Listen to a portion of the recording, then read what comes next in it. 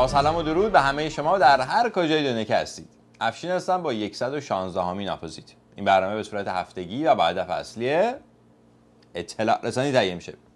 خیلی تند و سریع میریم به سراغ اهم اخبار هفته گذشته. در این برنامه به 16 آذر ماه و مناسبت آن پرداخته می شود. سپس سخنرانی رئیس جمهور منتخب به همین مناسبت و نکاتی چند در آن سخنرانی، از جمله اظهار نظری درباره شورای نگهبان برای بار چندم.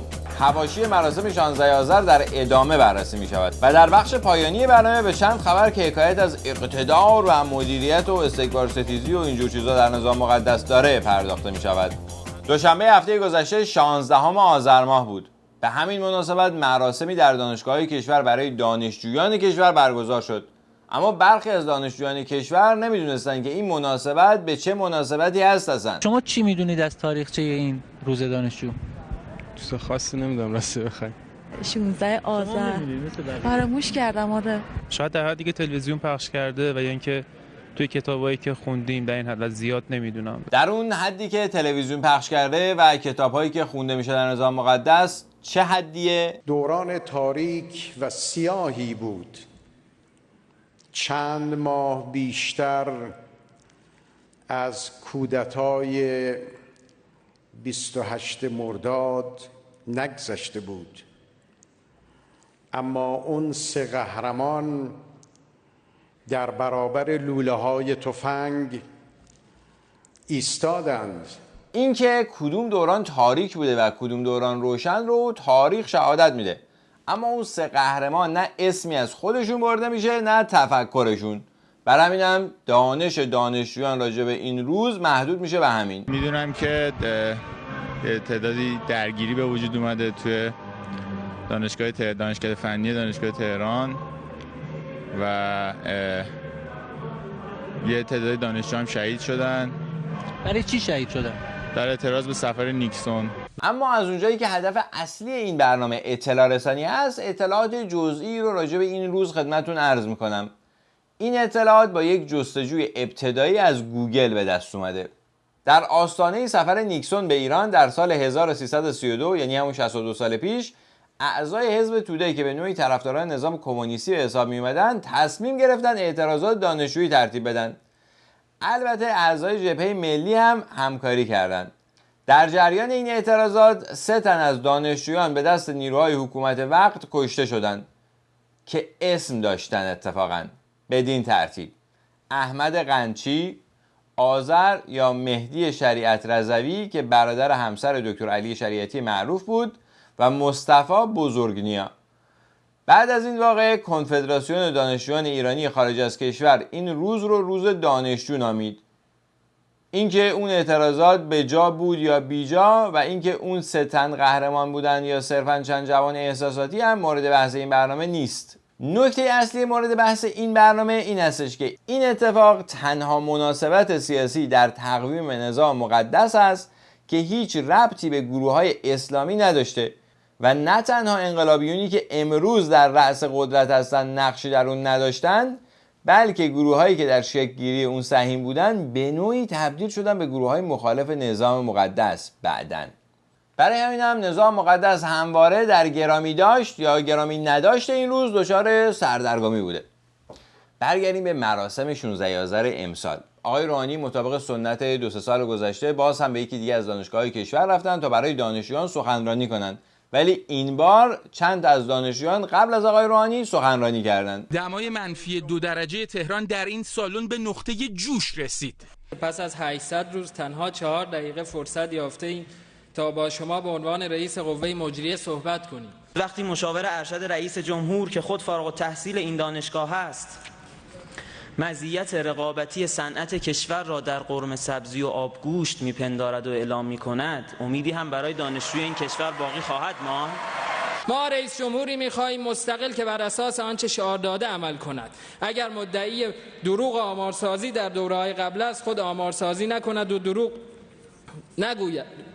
وزیری را به مصدر امور نگذارد که در کرسنت یک طرف دعواست. دانشجو باید بتواند بدون هیچ واهمه و ترس و در امنیت کامل و با اطمینان خاطر از آزادی بیان و پس از بیان خود اظهار نظر کند. چگونه وزارت کشور و استانداران شما توانایی برقراری نظم برنامه‌های دارای مجوز را ندارند؟ هنجارها و احساسات مولد انسجام اجتماعی در جامعه رو به افول گذاشتند.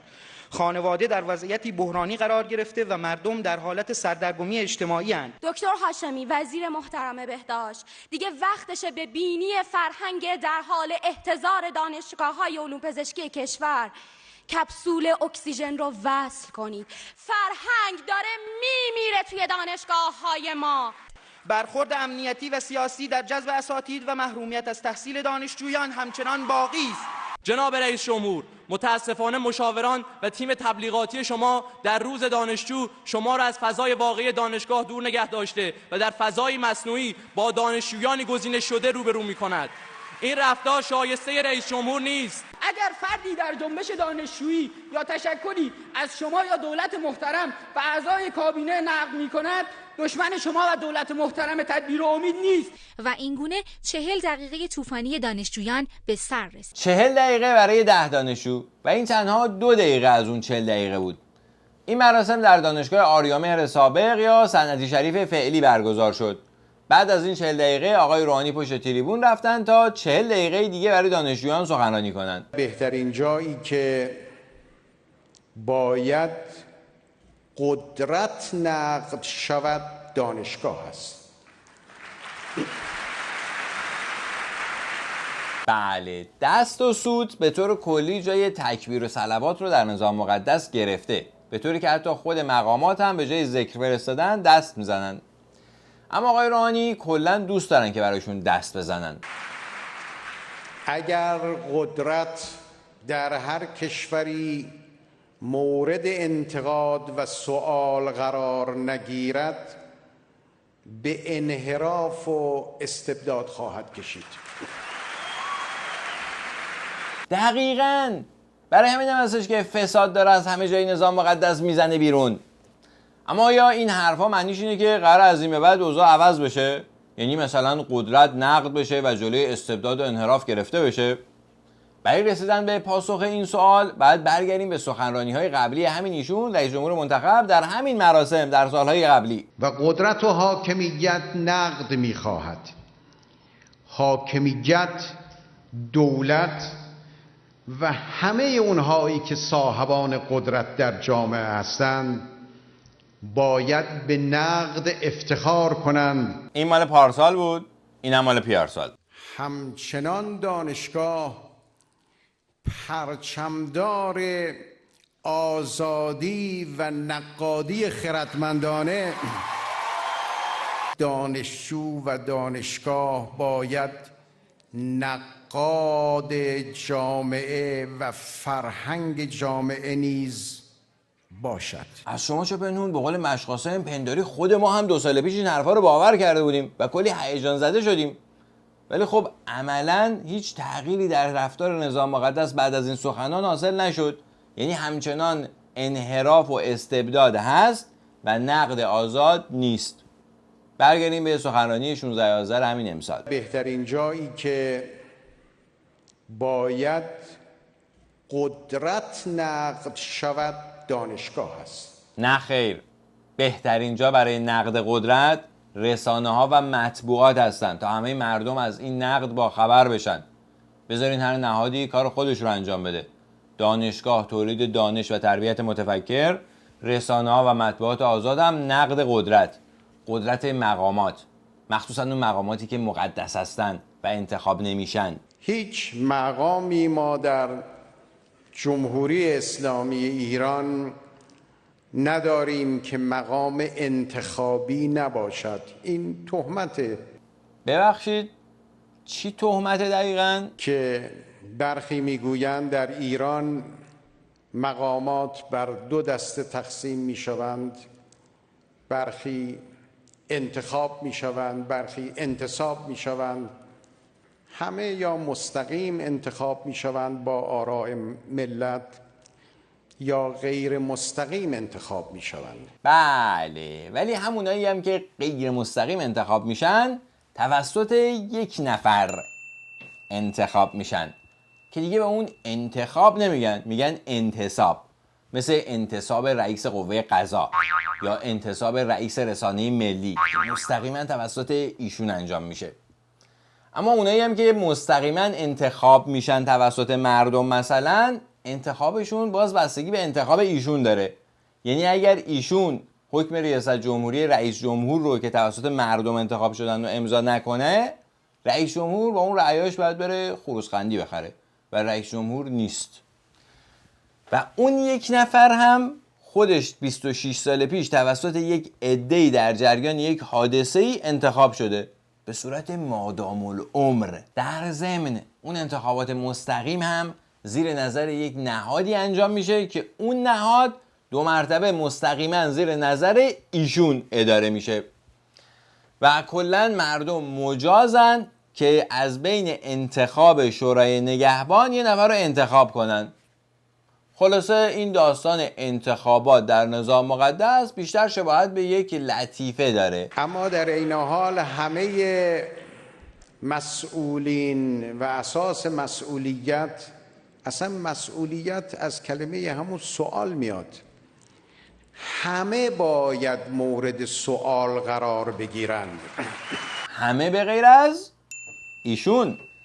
در تمام 26 سال گذشته حتی یک مورد پیش نیامده که ایشون مورد سوال واقع بشن.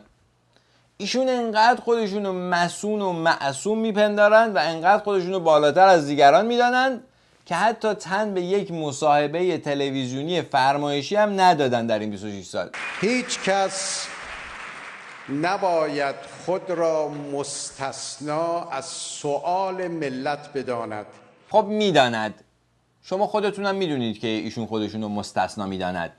شاید دارین میگین که مستثنا نداند، ولی فعلا که میداند. اگر هم کسی جرئت کنه در فضای غیر رسمی از ایشون سوال بپرسه، یا میفته زندان یا جانش رو از دست میده، یا حد اکثر اگر خیلی عزیز باشه برای نظام و 8 سال نخست وزیر محبوب امام باشه و 8 سال رئیس مجلس باشه، حصر میشه تو خونش مادام العمر. و همه باید به سؤال مردم و پاسخگویی در برابر سؤال مردم افتخار کنند که افتخار میکنند. پس افتخار میکنن و دست و سوت و هورا و اینا. بعد نیست بریم بیرون این سالن ببینیم واقعیت چیه. و اون ترازوی قوه قضاییه اعتماد به این تشکیلات کردیم. با آرمی شبیه به آرم دستگاه قضا اعتمادها را به خود جلب و ظرف 15 سال 700,000 سپرده‌گذار جذب کرد. مؤسسه‌ای که کار بانکی خود را تا 100 شعبه در استان‌های خراسان توسعه داد بی آنکه مجوزی از بانک مرکزی داشته باشد. مؤسسه میزان که اتفاقاً وابسته به قوه قضاییه هم بوده، 15 سالا بدون مجوز فعالیت میکرده. هیچ مسئولی هم نیستش که بیاد بگه چرا یه مؤسسه 15 سال غیر مجاز داشته فعالیت میکرده. خب مردم از کجا بفهمن وقتی تو روز روشن یه مؤسسه یه شعبه میزنه اونم 700 تا مجوز نداره؟ حالا با گذشت چند ماه هنوز نه خبری از بانک عامل است و نه خبری از پولهای رفته مردم. 47 میلیون تومان کم کردن بدون مجوز، بدون هیچ حساب کم کردن. 472 میلیون تومان به حساب الواقعی است. گاهی میگن با این مؤسسه ادغام میشه، گاهی میگن صادرات. الان پرداخته، الان به چه صورت دارن پرداختی نیست. ما چیزی ندیدیم. هیئت تصفیه اصلا کی هست؟ هیئت تصفیه چقدر مشکلات تو خانواده پیش اومده، یک نفر نیست که بیاد اینجا اطلاع رسانی بکنه. این اتفاق در هر کدوم از کشورهای استکباری که خیلی هم کافر بیدین هستن افتاده بود. تا الان شخص اول مملکت که از کار بیکار شده بود، تمام وزرا و مسئولینش هم انداخته بودن زندان. جالبه که تا همین الان هنوز هیچ مسئولی نیامده توضیح بده که چرا یه مؤسسه مالی 15 سال فعالیت غیر مجاز داشته. نه تنها اینو توضیح ندادن، بلکه حتی خود خاطیان رو هنوز به مردم معرفی نکردن که کیا بودن اینا. یعنی همونایی که این معنویات رو به جیب زدن و این بلا رو سر مردم یا همون ملت آوردن. این فقط یه مثال از نحوه پاسخگویی مسئولین در نظام مقدس بود. از این مثال‌ها فراوانند. برگردیم به مراسم 16 آذر 1394. باید فرصت‌هایی فراهم بشه تا نقد و انتقاد رو من بشنوم، مسئولین بشنون و اشکالات خودمون رو اصلاح کنیم. ما هیچ کدام معصوم نیستیم ما هیچ کدام بی خطا نیستیم. بله.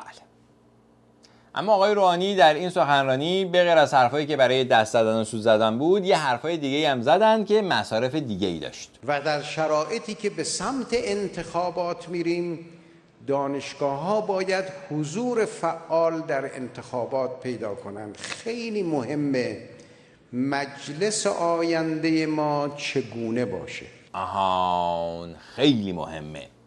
یعنی این مجلسی که الان هست زیاد همچین باب میل نیست.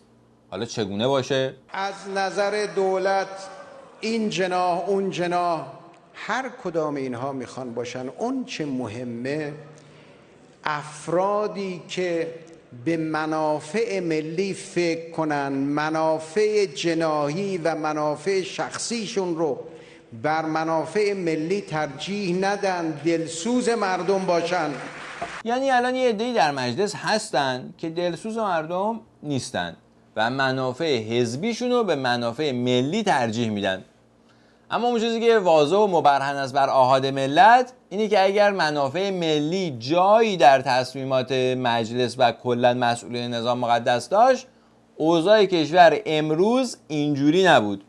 اما خب حالا خلاصه این که چی؟ و خلاصه این که همه ما تلاش کنیم حماسه سال 92 رو در 94 تکرار کنیم. عجب. یعنی تدبیر و تعامل جای اصول رو بگیره. بعد شورای نگهبان چی؟ من نظرم نسبت به شورای نگهبان نظر قانون اساسی است. قانون اساسی چی میگه؟ قانون اساسی شورای نگهبان رو ناظر میدونه، ما هم ناظر میدونیم. ولی نظر آقای بزرگ یه چیز دیگه ای بوده. شورای نگهبان چشم بینای نظام برای انتخابات است.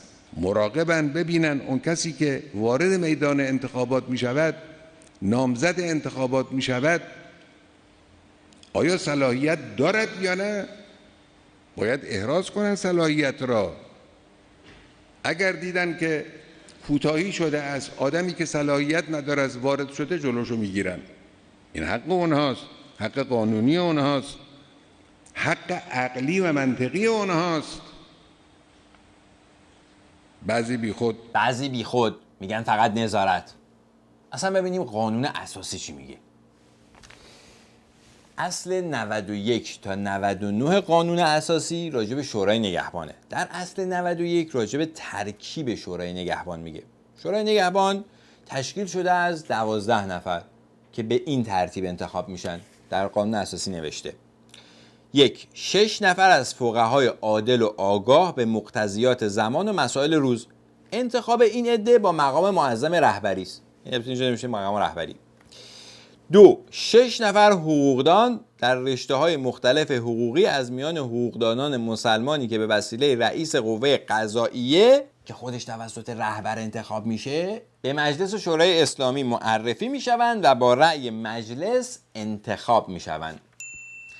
یعنی کل این 12 نفر مستقیما توسط مقام رهبری انتخاب یا همون انتصاب میشوند. این از اختصاصات کشور ماست.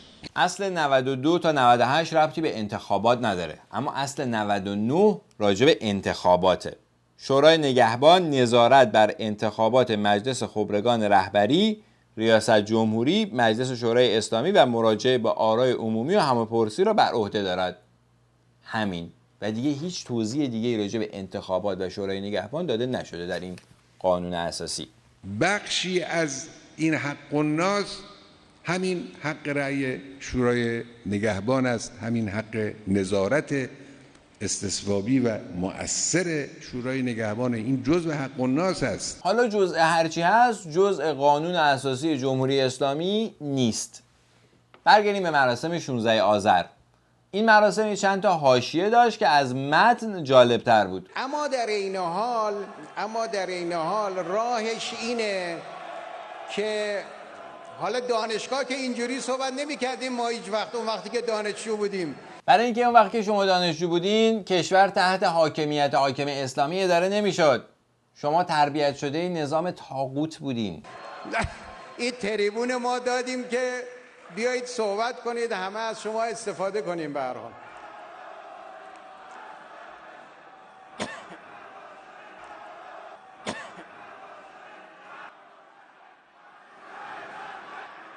اولا خواست ما در دانشگاه ها استقلال دانشگاه هاست.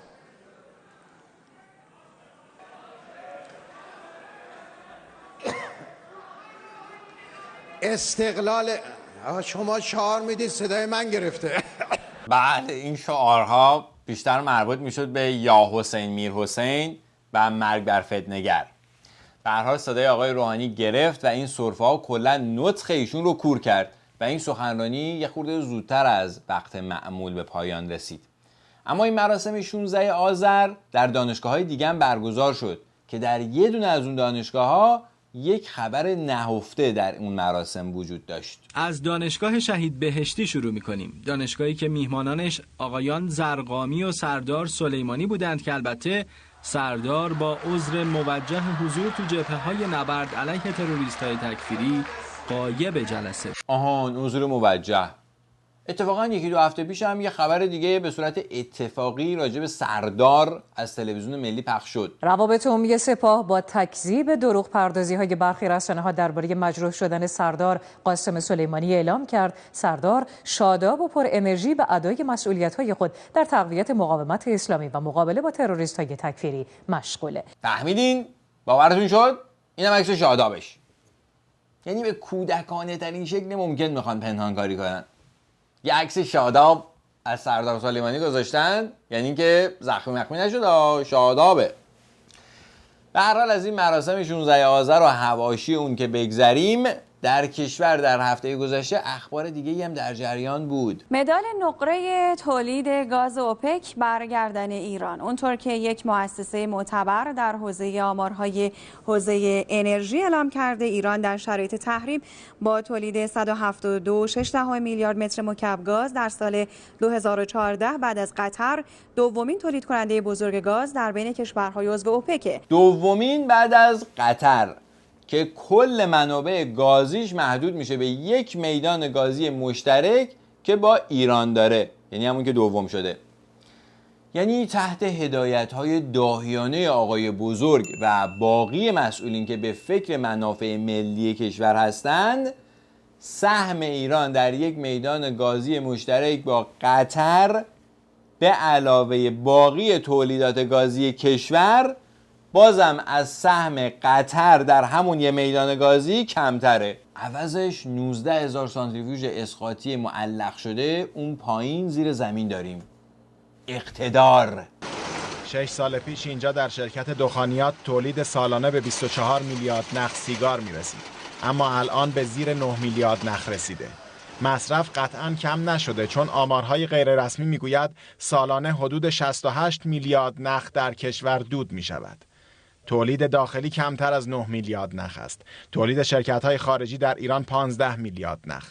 تولید شرکت‌های دیگر 4 میلیارد نخ. واردات رسمی 13 میلیارد نخ و قاچاق بیش از 27 میلیارد نخ. جدای از مسئله قاچاق که در این مورد خاص بیش از 3 برابر تولید و 2 برابر واردات رسمیه که دیگه نمیشه بهش گفت قاچاق، اما شرکت‌های خارجی در ایران سیگار تولید میکنن. جالبتر از این ملیت این شرکت‌های خارجیه. در میان شرکت‌های خارجی 3 شرکت مطرح در ایران تولید دارند. شرکت آمریکایی انگلیسی BAT، شرکت ژاپنی JTI و شرکت کره‌ای KTNG. شرکت آمریکایی در ایران سیگار تولید میکنه. آقای بزرگم که خیلی نگران نفوذ و اینجور چیزا هستن، اون موقعی که اون شرکت آمریکایی اومده بود رفته بودن گل بچینن. در هر حال قضیه اینجوریه که اگر یه دانشگاه آمریکایی بخواد برای تولید دانش با دانشگاه ایرانی ارتباط برقرار کنه، نفوذ داره انجام میشه. اما کمپانی سیگار آمریکایی میتونه بیاد در ایران سیگار تولید بکنه. اینم هنر امام بود. اون 2 شرکت دارن به جد کار میکنن، اما این KTNG متاسفانه فقط در ماه یک مرتبه ماشیناشو برای 2-3 ساعت روشن میکنه. اکثر محصولاتش به صورت 38 تا 40% قاچاق هست. KTNG اون شرکت کره‌ای است که احتمالاً توسط برادران ولایت‌مدار تأسیس شده، همینجوری الکی فرمالیته کارخونه راه انداختن تا بتونن یواشکی واردات کنن که به این واردات یواشکی اصطلاحاً میگن قاچاق. کانتینر. در همین زمینه قاچاق این هفته یک خبر دیگه ای منتشر شد که فقط تحت حاکمیت حاکم اسلامی میتونه اتفاق بیفته. هر ساعت 3 کانتینر 10 تنی پوشاک، چرم و کفش به صورت قاچاق وارد کشور میشه. این آماریه که دبیر کل انجمن نساجی ایران داده. چیزی نیست که فقط به اون قاچاقی که تو ذهن من و شما هست از یک مرزی در واقع بگیم کوله بر این میزان رو بتونه بیاره. این نشون میده که داره از مبادی مختلفی وارد میشه. برای اینکه بفهمیم این مبادی چه جور مبادی هستن، بعد اول بفهمیم این حجم چقدره. برای همین هر ساعت 3 تا کانتینر 10 تن رو ضرب در 24 میکنیم تا برسیم به عدد 720 تن در روز. این عدد رو ضرب در 30 میکنیم تا برسیم به 21600 تن در ماه و بعد ضرب در 12 میکنیم میرسیم به عدد 259200 تن در سال.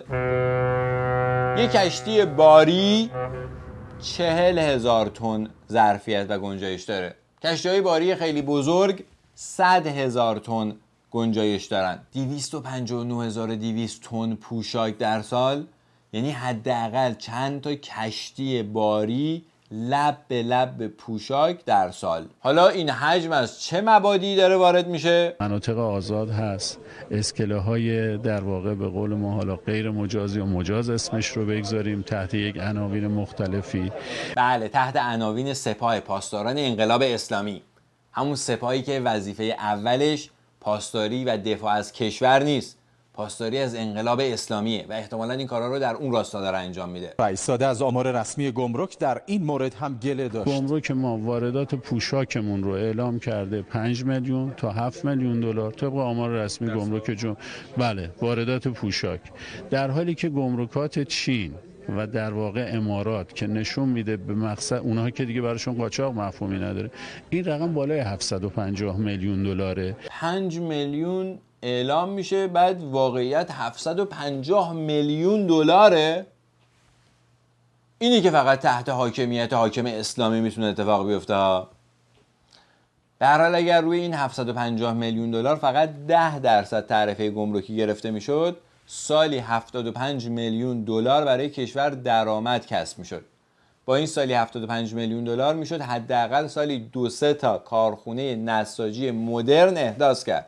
سالیا و سالی چند هزار نفر رو حداقل تو این کارخونه ها مشغول به کار کرد. حاکم اسلامی میخواد کاری کند که مردم به بهشت برسند، به سعادت حقیقی و اخروی و عقبایی برسند.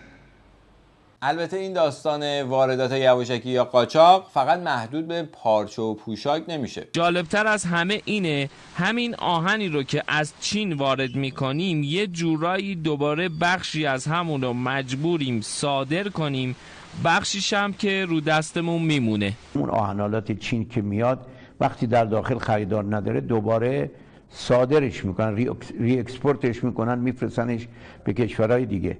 ولی ما الان کارخانجات خودمون، تولید آهن و فولاد خودمون الان توی انبارهای کارخونه ما مونده. خدایا استکبار جهانی رو برسون، ما رو از دست این نظام مقدس نجات بده. میدونید چرا اینجوریه؟ چون بیشتر نهادهای کشور برای خودشون درآمدزایی میکنن. یعنی به این بهونه که یا بودجه‌ای بهشون تعلق نمیگیره یا بودجه‌ای که بهشون تعلق میگیره از درآمدهای عمومی کشور کافی نیست، میرن برای خودشون درآمدزایی میکنن. خلاصه کشور مثل اواخر دوران قاجار داره اداره میشه. واقعا شهرداری هم پول نداره. ما یه دغدغه جدیمون درآمده و بعد دغدغه دوممون هزینه است. ما بیشترین درآمدمون هم از حوزه ساخت سازه. چجوری بیشترین درآمد شهرداری از ساخت و سازه؟ اینجوری که زمین مال صاحب ملکه، هوای روی زمین مال شهرداریه و هر چقدر پول بدی میتونی این هوا رو بشکافی بری بالا و ساختمونت رو ببری بالاتر. حالا آبش چی میشه؟ برقش چی میشه؟ چهره شهر زشت میشه؟ ترافیک زیاد میشه؟ زیاد مهم نیست. مهم اینه که ما روی پای خودمون ایستادیم. نه دولت دهم پول داد نه دولت 11.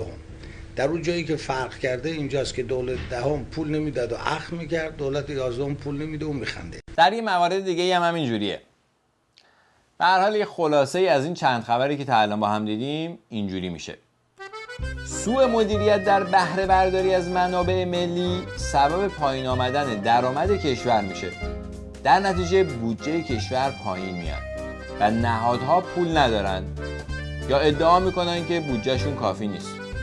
پس باید برای خودشون درآمد درست کنن که این کار صرف نظر از به دنبال داشتن فساد مالی گسترده و حیف و میل اموال عمومی منتهی به اخذ تصمیمات غلطی میشه که به طور مستقیم در زندگی تک تک ما اثر میذاره. به بیان ساده تر، دود سوء مدیریت در نظام مقدس به چشم همه میره، حتی شما دوست عزیز. هر چه در فهم تو آید آن بود مفهوم تو. امیدوارم این برنامه را مفید یافته باشید.